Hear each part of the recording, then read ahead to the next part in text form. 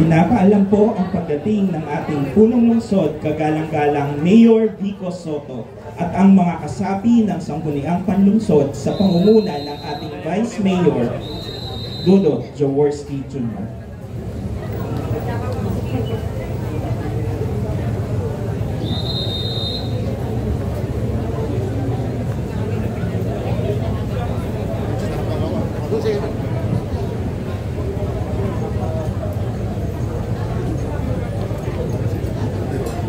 Magandang umaga po sa inyong lahat, mga kapwa kasawani at mga pinuno ng iba't ibang tanggapan. Bilang panimula ng ating maikling palatuntunan, atin pong ituon ang ating sarili sa dakilang lumikha para sa pag-aalay ng panalangin sa pamumuna ni Mark Factor mula sa Operations Division ng Pasig City BRNO.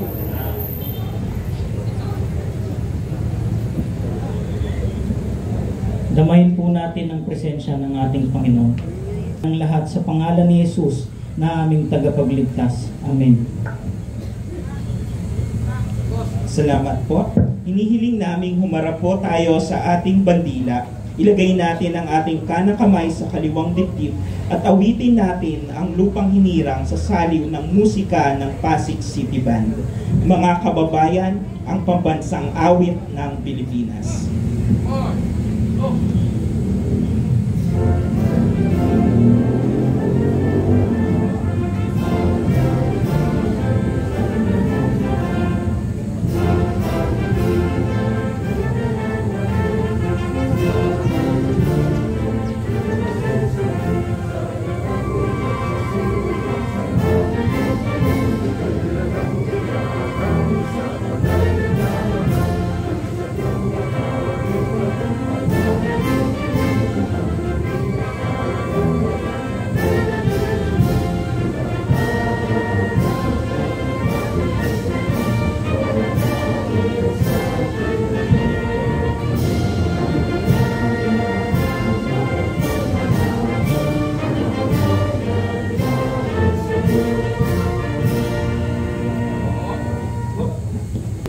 Inaanyayahan po natin si Dr. Victor Javenia, Chief SGOD SDO Pasig City mula sa isang minsan.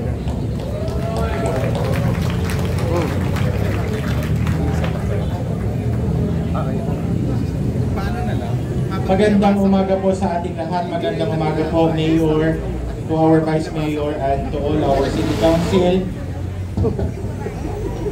And of course to our School Education Superintendent, Ma'am Cheryl Gayola, Attorney Kat of Education Department, and Sir Reggie, Congressman Roman, magandang umaga po sa inyong lahat. At sa lahat ng kawani ng gobyerno ngayong araw na ito, magandang umaga po.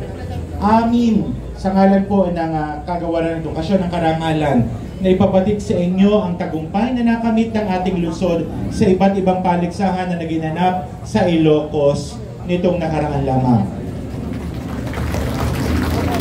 Hindi po lingid sa ating lahat na nagkaroon po ng awarding sa sports, nagkaroon din po ng paligsahan para sa National Festival of Talents, at gayon din po ang National Schools Press Conference. At sa mga nasabi pong paligsahan ay nag-uwi po ng karangalan at iba't ibang mga medalya ang ating mga mag-aaral. Tanda po na talagang mahuhusay ang mga batang Pasigueño. Sa pagkakataon pong ito, Mayor, Kong and Vice at sa lahat ng ating mga council, hayaan niyo pong ipakilala ko po sa inyo kasama po ng ating Schools Division Superintendent, Ma'am Cheryl Gayola, and also Attorney Kat.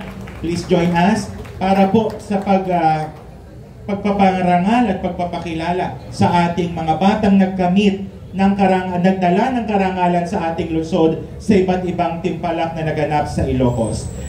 Para po sa National Festival of Talents, sa category Quran reading, ito po ay patungkol sa pagbabasa ng Quran ng ating mga mag-aaral, ay nakakuha po tayo at the national level ng 3rd runner-up mula sa Pinagbuhatan Elementary School. Walang iba kundi si Maharodin M. Kabili. Kasama ang kanyang trainer, Ma'am Sahila Panungyongan. Kasama ba natin ngayon si Maharodin? Ayan. At syempre, ang kanilang principal ay si Binibining Josephine Makawili. Pangalawa, nagkamit po ng 2nd runner-up para naman sa category Pop Quiz. Ito po ay tungkol sa population quiz po ito na nakuha ng Rizal High School. Walang iba kundi si Covidru Badon. Ayan. Kasama po ang kanyang trainer, si Jonel Santa Ana at ang kanyang punong guro. Yan, kasama natin Mr. Richard Santos. At ang supervisor na in charge para po sa Araling Panlipunan ay si Ginoong Bernard Balitao.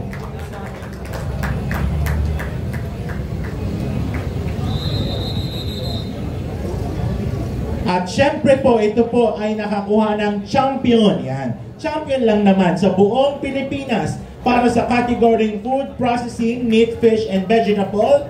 Kasama po natin mula sa REPSI, Romney Cristobal and Samantha Stephanie Umutoy. Ang kanilang tagapagsanay, Miss Merly Gonzalez, at ang kanilang principal kasama natin, Miss Wen de Mageba. Yan.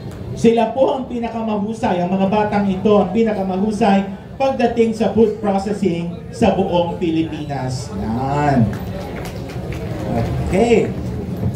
So, yan po, meron po tayong 3 categories para po sa National Festival of Talents. Let's move on to National School Press Conference na nagkamit naman po para sa category pagsulat ng column na nakakuha ng ika-4 na pwesto. At para po sa kabatiran ng lahat, bawat category po ay hindi lamang isang bata ang lumalahok. So ibig sabihin, kung mayroon po tayong 16 o 13 o 16 na rehiyon, hindi lamang po 16 na bata ang sumasali. So napakarami po mga bata ang lumalahok dito. At kapag ikaw ay pumasok sa top 10 para dito sa School Press Conference, ay malaking karangalan na po. At para sa 4th place po sa pagsulat ng column ay nakuha ng isa sa mga mag-aaral natin from Pasig Catholic College Secondary Level, Mark Adrian Alvarez. At ang kanyang tagapagsanay ay si Miss Hannah Angela Andres mula sa Pasig Catholic College. Yan. Congratulations!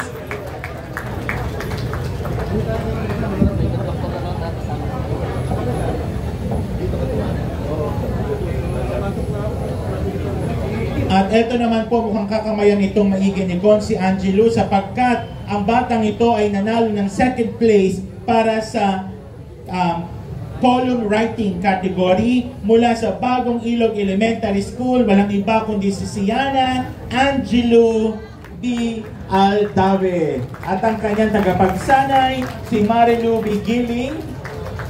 Wala ang tagapagsanay at ang kanyang principal, ayan. Ma'am, kasama natin si Angelo. Angelo, meet si Angelo. Ayan. Okay. So sila po ang mga batang nagsipagwagi at nagbigay ng karangalan para sa ating sa ating lungsod, para sa dalawang category, the National Festival of Talents and also National Schools Press Conference. At para naman po sa sports, ay tinatawagan po natin si Sir. Picture muna. Okay, sige po.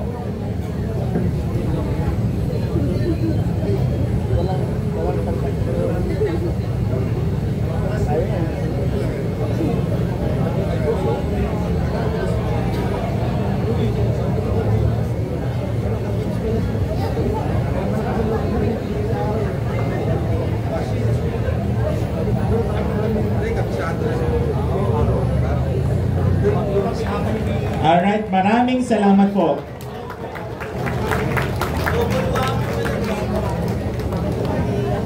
Maraming salamat po. At kapiling na rin po natin ang ating kinatawan sa Kongreso, kagalang-galang Congressman Roman Romulo. Good morning po.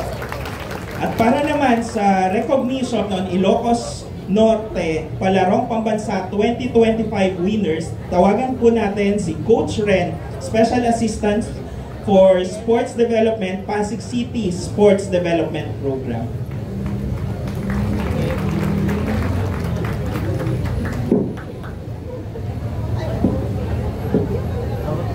Magandang umaga po sa inyong lahat.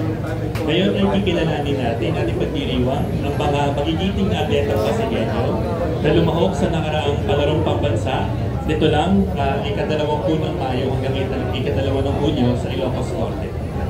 Ang SDO Pasig ay nagwagi ng mga medalya at kinilala bilang pang-apat sa Best Overall Performing Divisions mula sa 117 divisions sa buong bansa. Narito ang mga atleta, kasama ang kanilang mga coaches at trainers, para ipagbunyi ang kanilang pagwawagi at pagbibigay tangal sa lungsod ng Pasig at sa Kalakhang, Maynila. Simulan po natin sa secondary level, sa larangan ng gymnastics, na kung saan sila ay nag-uwi ng mga gold at silver medals. Kasama po natin sa men's artistic gymnastics, si Hilario Paris III at si King CJ Pernia. Palakpak po natin sila. Kasama po nila ang kanilang coach, si Coach Matthew Budi, at ang team trainer na si Coach Rafi Kapit.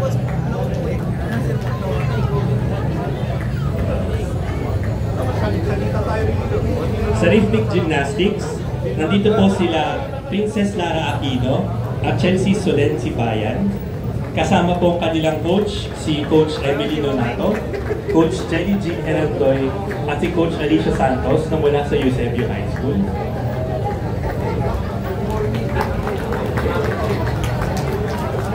Nagwagi din mula sa Women's Artistic Gymnastics, sina Zayana Isabel Enriquez at sila Chriselle Debra. Kasama po sila Coach Teresita Bapong na mula sa Rizal High School. Nandun po sila. Okay. Kasama po sa pagkilalaki na si King CJ Pernia, Princess Lara Aquino at kay Zayana Isabel Enriquez na kinilalang most bemedaled athletes sa larangan po ng gymnastics. Gayunpaman, sa larong athletics, si Dexter James Angay-Angay ay nagwagi ng gold medal sa larong 4x100 meters. Kasama po si Coach Jeneline Arabit na mula sa Rizal High School. Sa koponan ng softball, ang Team NCR ay nagwagi ng gold medal. Kalahok po dito sina Leon Bailen, Ana Marie Piza, at Francine Jane Ragas na mula po sa Rizal High School. Kasama po nila si Coach Ana Enetrio sa pag-uwi.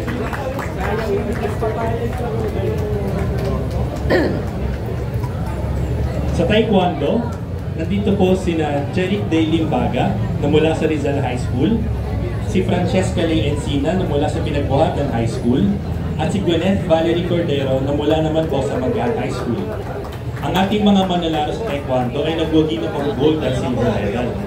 Sila ay nasagabay po ni Coach Joby Carl Miranda at ang kanilang trainers na sila Coach May Amor Aribe at Coach Jerry Magagi.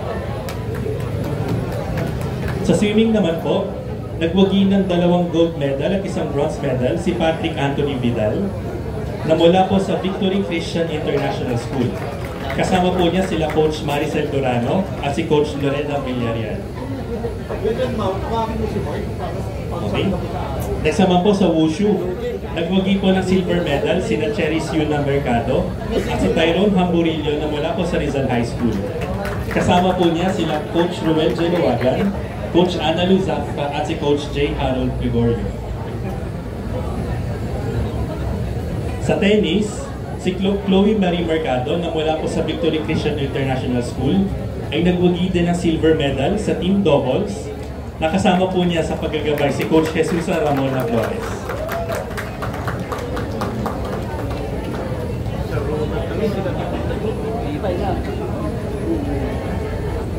Si Juliana Vernice Garcia naman po na mula sa CCF Life Academy International, kasama po niya si Coach Mary Jane Rabatan, ay nagwagi ng silver medal naman po sa larong archery.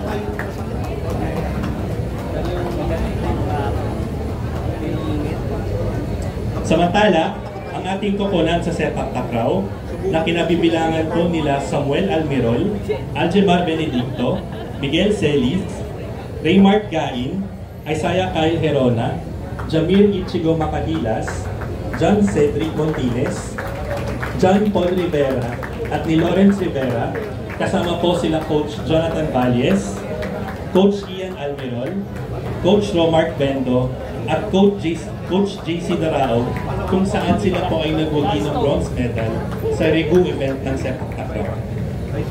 Sila po ay mula sa Santa Lucia High School.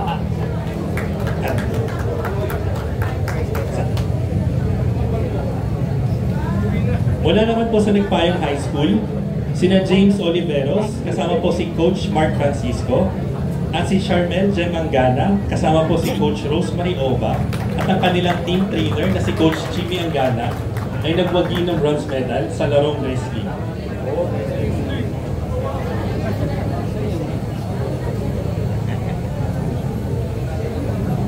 Sa elementary level naman po, nagwagi ng gold medal ang koponan ng basketball boys. Nakasali po si Roel Patrick Tumbaga, kasama si Coach Elmer Vercelles na mula po sa Nagpayong High School.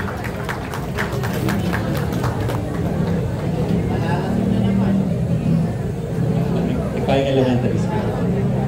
Nagwagi rin po ng gold medal ang koponan ng baseball. Nakasama si Grant Zachary Bacarizas, kasama niya si Coach Edwin Mena na mula po sa Rosario Elementary School.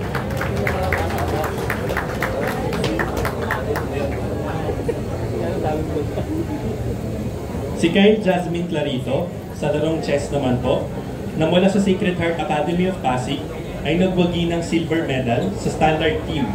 Kasama po ang paggabay ni Coach Carly Clis Clarito.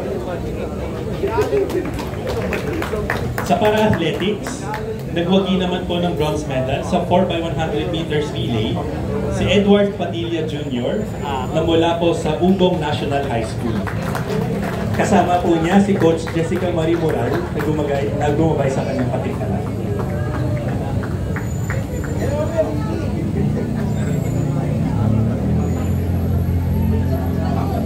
At hindi rin po magpapahuli ang ating mga atleta mula sa Nagpayong High School na lumahok po sa pagbabalik ng weightlifting as demo sport. Nagwagi po ng bronze medal sina Rainy Joy Espina, Arian Barlaan, Josefos Magadan at si Shamsi Arellano. Kasama po ang kanilang coaches sa sila Coach Juanito Paredes Jr., Coach JJ Adatu at si Coach Edmundo Jose Cardano. Palakpakan mo natin sila lahat. At maraming salamat po muli sa ating mga atleta, sa coaches at trainers, sa pagbibigay ng kasalat sa lusot na klase. Picture lang daw po muli.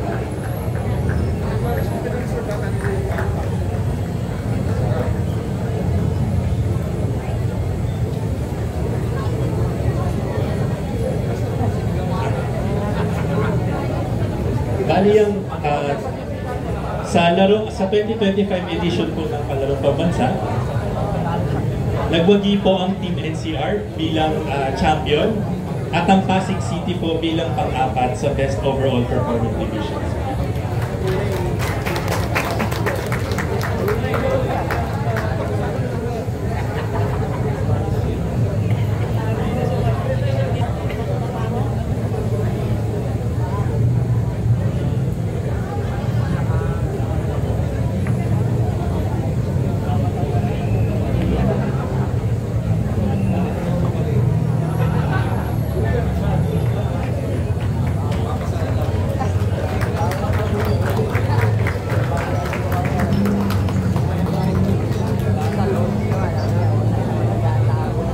Mayor at sa ating pong Congressman Roman and Vice at sa lahat ng ating sa kanyang panglunsod, ipapakita po sa inyo at ibibigay ng ating superintendent ang pakalahatang resulta at pwesto ng Pasig para sa Palarong Pambansa 2025. Ayan.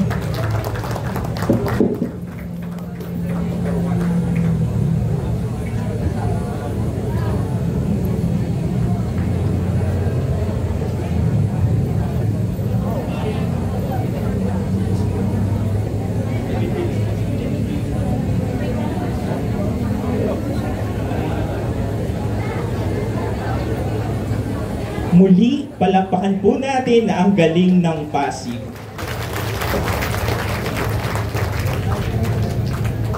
Muli, maraming salamat Dr. Lester Tan. Maraming salamat po sa mga departamento na nangasiwa sa maikling programa sa umagang ito. Mula sa Economic and Environmental Sector, ako po si Aaron Jacob Omanya galing sa Pasig City DRRMO. Ako naman po si Ramon Carlos Cayube mula din sa Pasig City DRMO. Kami ang mga naging guro ng palatuntunan ngayong umaga. Maraming salamat po. Ngayon naman po, pakinggan po natin ang mensahe ng ating punong lungsod ng Pasig. Mga kasama, palakpakan po natin Mayor Vico Soto. Maraming salamat. Sir Aaron, dapat ginaya mo yung forma ni Sir Brian ngayong umaga.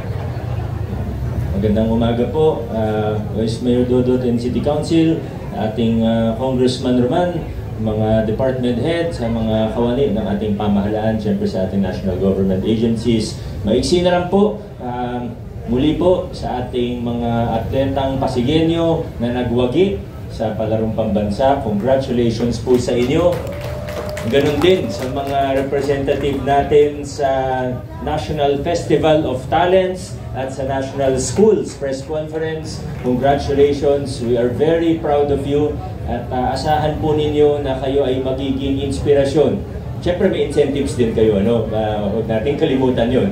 Pero bukod sa incentives, kayo po ay magiging inspirasyon sa inyong lokal na pamahalaan at sigurado po ako pati sa Schools Division Office natin para lalo pang paigtingin ang mga programa natin para sa sports at iba pa, no, para sa development ng ating mga kabataan. Siyempre, pinaka-importante, hindi ko makalimutan kasi dito si Congressman Roman, pinaka-importante pa rin sa Schools Division Office natin, yung ginagawa po natin ngayon na yung sa reading camp, di ba? Yun naman ang pinaka-importante sa lahat.